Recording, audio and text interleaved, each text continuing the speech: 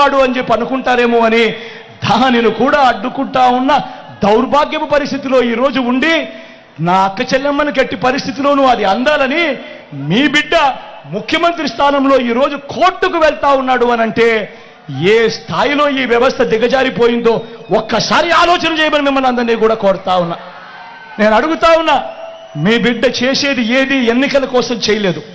మీ బిడ్డ ఏది ఎన్నికలకు 2 నెలల ముందు 3 నెలల ముందు చేసినా దాఖలాలు లేవు. మీ బిడ్డ ఏం చేసినా కూడా మొట్టమొదటి రోజు నుంచి ప్రతి నెల మీ బిడ్డ క్యాలెండర్ ఇస్తూ, ఇదిగో ఈ క్యాలెండర్ ప్రకారం ఈ నెలలో రైతు భరోసా ఇస్తా, ఈ నెలలో అమ్మఒడి ఇస్తా, ఈ నెలలో చేయూతనిస్తా, ఈ నెలలో ఈ పథకం ఇస్తా, ఈ నెలలో ఈ పథకం ఇస్తా అని ప్రతి సంవత్సరము కూడా క్రమం తప్పకుండా మీ బిడ్డ ఈ 5 సంవత్సరాలు క్రమం తప్పకుండా మీ బిడ్డ మీ అందరికీ కూడా మంచి చేస్తూ వచ్చాడు.